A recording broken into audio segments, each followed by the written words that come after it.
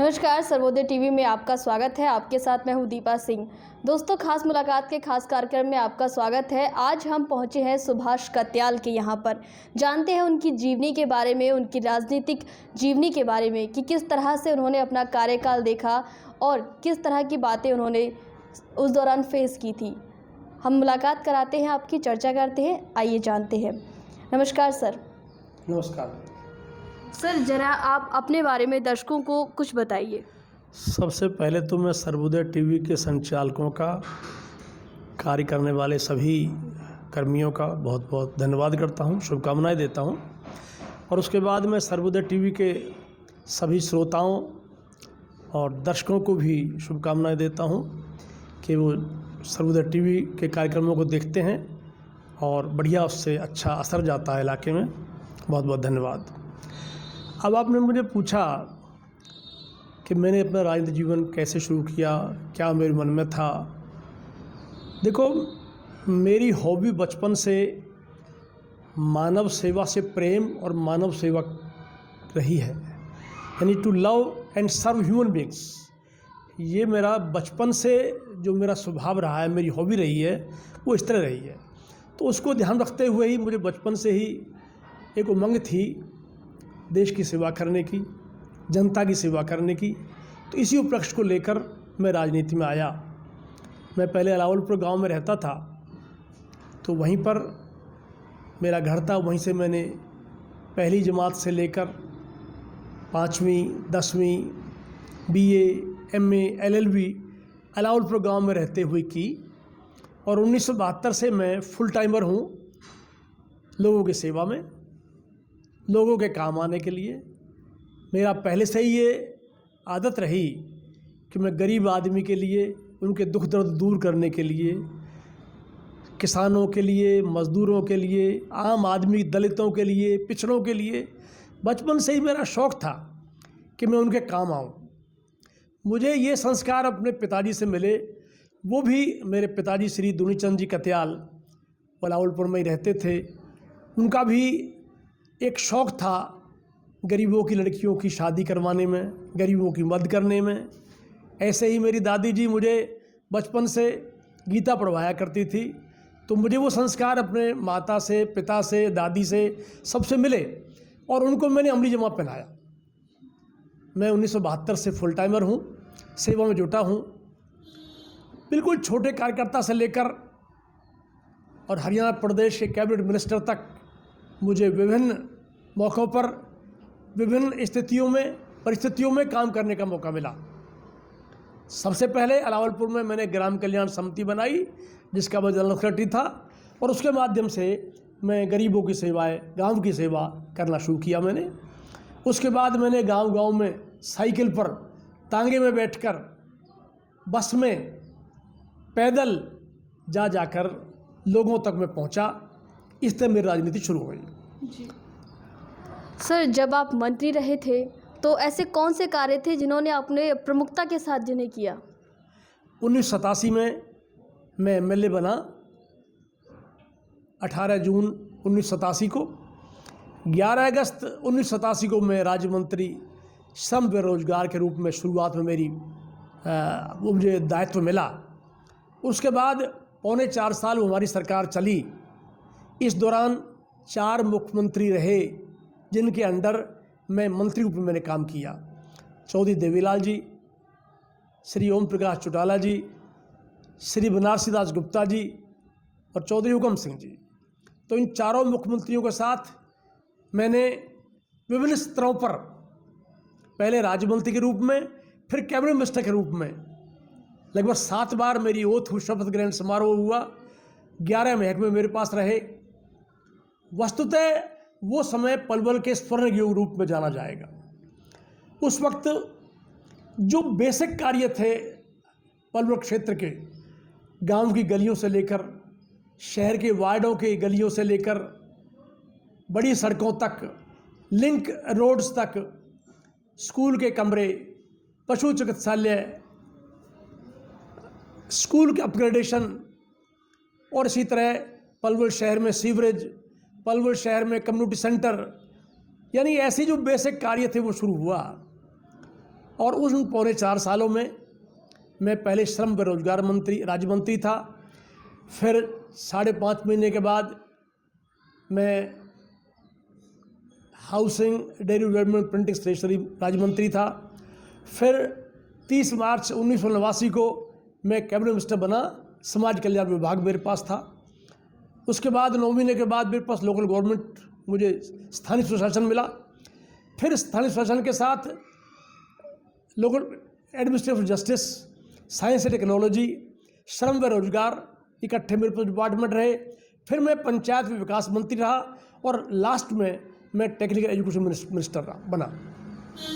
इस दौरान मैंने पलवल क्षेत्र के लोगों के लिए और हरियाणा प्रदेश में हर जिलों में, हर शहर में मैंने टूर किया, हाउसिंग बोर्ड कॉलोनियाँ बनवाई, विभिन्न शहरों में शिलान्यास किए और उद्घाटन भी किए। इसी तरह श्रम रोजगार के रूप में मैंने जो स्थिति थी राज्य की रोजगार की इंडस्ट्री में, उनको सफल रूप से, बहुत सही रूप से 54 फैक्ट्रियों में हड़ताल या स्ट्राइक लॉकआउट था जब मैं मंत्री बना, और जब मैंने वो विभाग छोड़ा तब केवल 2 विभाग में स्ट्राइक या लॉकआउट रह गया था। यानी प्रदेश की स्थिति इस तरह अच्छी तरह से संभाली, और उसके बाद हाउसिंग मिनिस्टर के रूप में सारे प्रदेश में कॉलोनियाँ बनाई, शुरुआत कराई और इनके उद्घाटन हुए। इसके बाद मैं लोकल गवर्नमेंट के रूप में रहा। स्थानीय प्रशासन के विभाग के रूप से मैंने नगर पालिकाओं में, नगर परिषदों में ग्रांट्स लाकर विकास कार्य करवाने में पूरे हरियाणा प्रदेश में और पलवल में पूरी कोशिश की। और इसके बाद मैं पंचायत विकास मंत्री बना। पंचायत एवं विकास मंत्री के रूप में पलवल क्षेत्र में, फरीदाबाद जिले में और पूरे हरियाणा प्रदेश में मैं बहुत सारे सैकड़ों सभाएं मैंने की, सैकड़ों गांवों में मैंने डोनेशन दी। पलवल क्षेत्र में मैंने हर गांव में किसी में 7 लाख, किसी में 8 लाख, किसी में 10 लाख देकर उस वक्त गांव की गलियां, गांव में स्कूल के कमरे, गांव में पशु चिकित्सालय, गांव में शमशान घाट के पक्के करने के, रिटेनिंग वाल, यानी जो बेसिक कार्य होते हैं वो इम्प्रूवमेंट्स जो हर गांव में मैंने किया। उससे पहले पलवल क्षेत्र में गांव में गलियां पक्की नहीं होती थी, ये मैंने शुरुआत की। इसी तरह पलवल शहर में, मतलब पलवल क्षेत्र में लगभग 20 नई सड़कें विभिन्न गांवों से जो लिंक रोड थी वो बनवाई। इसी तरह कितने ही गांवों में स्कूल के अपग्रेडेशन हुआ, प्राइमरी से मिडिल, मिडिल से हाई, हाई से 10+2, और इसी तरह कहीं नए स्कूल बनवाए, कहीं बड़े स्कूलों की मरम्मतें, बड़ी ज़्यादा मरम्मत जो होती है जहाँ, वो करवाई। और इसी तरह मैंने हर विभाग में जो मैं विकास कार्य कर सकता था वो करवाए, जिसकी बदौलत मैं कह सकता हूँ कि पलवल क्षेत्र में वो समय स्वर्ण युग के रूप में जाना जाएगा। तो ऐसे काम मैंने विकास कार्य किए। जी, बहुत ही सराहनीय कार्य आपने सर उस दौरान किए। तो सर बात करें आज की राजनीति की, जो वर्तमान राजनीति है और जो प्राचीन राजनीति रही है, उसमें किस तरह का अंतर आप देखते हैं सर? को आज डिजिटल ज़माना आ गया है। आज विकास के नए सोपान पार किए हैं आज के वक्त में सरकारों ने। आज मैं हरियाणा में श्री मनोहर लाल जी की सरकार है। मनोहर लाल जी दिन रात कार्य करते हैं प्रदेश के विकास के लिए। वो हरियाणा प्रदेश को हिंदुस्तान का सबसे उन्नत राज्य बनाना चाहते हैं। उन्होंने बड़ी गहनता से हर विभाग के डीप स्टडी करके हर विभाग में वो लूप होल्स को भर रहे हैं। हर विभाग में वो कोशिश कर रहे हैं कि जो जनता तक विकास कार्य जो किए जा रहे हैं वो हर व्यक्ति तक पहुँचे। जैसे दीनदयाल उपाध्याय जी कहा करते थे कि अंतिम व्यक्ति तक लाभ मिले विकास का, इस तरह मनोहर लाल जी कोशिश कर रहे हैं कि वो अंतिम व्यक्ति तक वो लाभ हर एक को मिले। माननीय नरेंद्र मोदी जी ने जो पिछले 2014 से प्रधानमंत्री बने, उनके मन में भी एक इच्छा है, एक लगन है, तड़प है कि भारतवर्ष विश्व का सबसे सर्वोच्च राष्ट्र बने, विश्व गुरु बने। मैं भी ये चाहता हूँ कि माननीय प्रधानमंत्री महोदय के नेतृत्व में, माननीय मुख्यमंत्री श्री मनोहर लाल जी के नेतृत्व में मैं भी ऐसी उस मशीनरी का हिस्सा बनूं जो मशीनरी भारतवर्ष को विश्वगुरु बनाएगी। मेरे मन की ये इच्छा है कि मैं भी उस मशीनरी का एक पुर्जे के रूप में कार्य करूं और उसमें मैं सहायक सिद्ध हूं।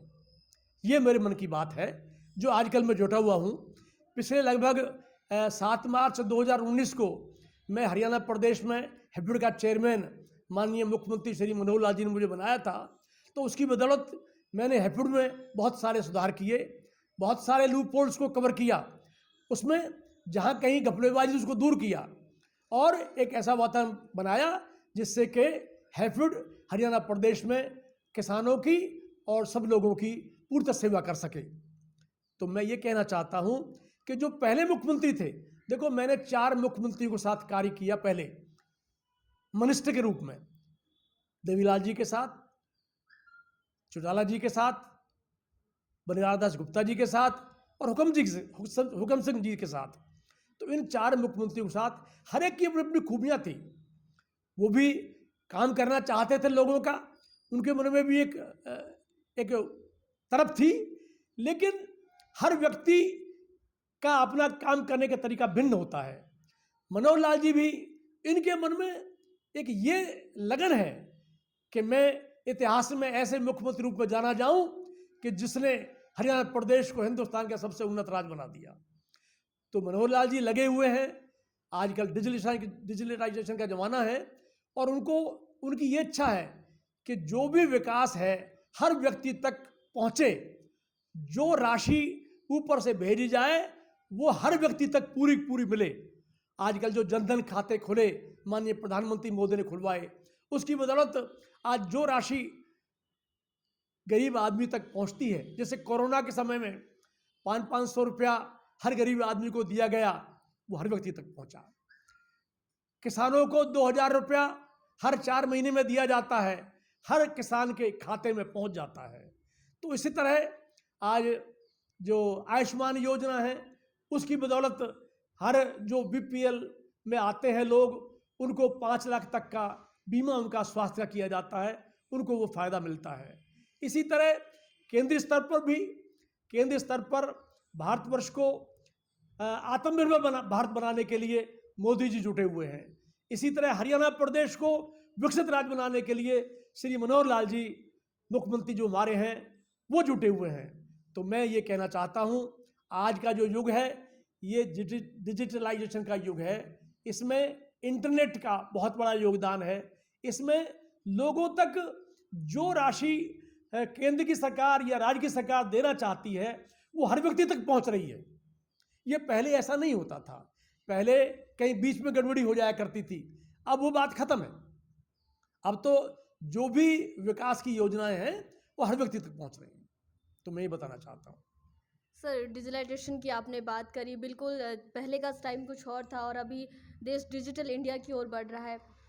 सर, आप देख सकते हैं कि पिछले 2 साल से कोरोना काल चला हुआ है और कोरोना काल के चलते हुए क्या आप कुछ लोगों को मैसेज देना चाहेंगे, क्या आप कहना चाहेंगे सर? देखो, मैं बताना चाहता हूँ, जब कोरोना शुरू हुआ ये ऐसी बीमारी थी कि भारतवर्ष में ऐसा पहले एहसास कभी नहीं हुआ था, जिसकी कोई उम्मीद नहीं थी। पहले जो बीमारियां होती थी, महामारियां होती थी, उनके टीके, पोलियो का टीका 70 साल के बाद भारतवर्ष में आया, 70 साल के बाद। इस तरह स्मॉल पॉक्स का सैकड़ों सेंचुरियां बीत जाया करती थी, लेकिन माननीय मोदी जी ने ऐसा जादू किया, ऐसी मेहनत की कि हमारे वैज्ञानिकों ने 9 महीने के अंदर ही कोरोना का टीका ईजाद कर दिया और मोदी जी ने सारे राष्ट्र को एक सूत्र में पिरोया, सबको जागरूक किया, सबके मन में एक ललक पैदा की कि इस महामारी से हमें लड़ना है। और उनके उस जागरूकता के बदौलत, उनके उस परिश्रम के बदौलत, उन्होंने जो अपने देश के वैज्ञानिकों को उत्साहित किया और टीका ईजाद किया, उसकी बदौलत, और ऑक्सीजन की जो कमी, पहले हमारे यहाँ पर 900 टन ऑक्सीजन की खपत होती थी और अचानक ही 9000 मीट्रिक टन की खपत होने लगी। तो इसको पूरा करने के लिए मोदी जी ने विदेशों से भी ऑक्सीजन मंगवाई, यहाँ पर भी ऑक्सीजन के प्लांट लगाए और ऑक्सीजन की किल्लत को पूरा किया। इसी तरह वेंटिलेटर बाहर से मंगवाए, बाहर से जहाँ से ला सकते थे, और यहाँ भी अपना कोशिश की कि यहाँ पर वेंटिलेटर बनाए जाएं।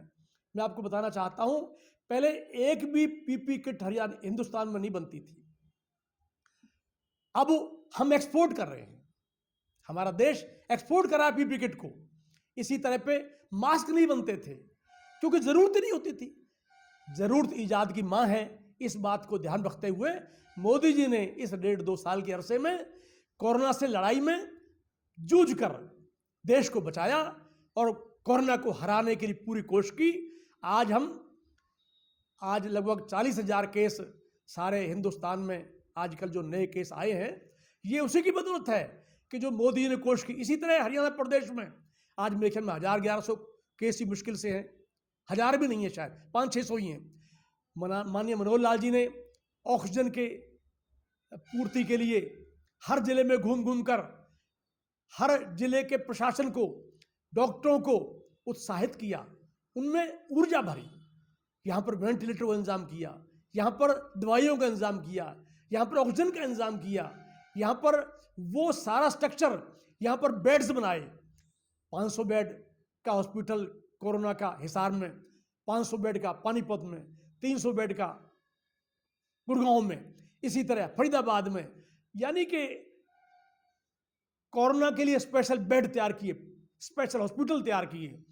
इस साल 1.5 साल में माननीय मुख्यमंत्री श्री मनोहर लाल जी ने कोरोना से लड़ाई में विजय प्राप्त की है, और मैं बताना चाहता हूं वो सारी सहूलियात लोगों को पहुंचाई हैं, सुविधाएं दी हैं, जिसकी बदौलत हम कोरोना को पराजित कर सके हैं।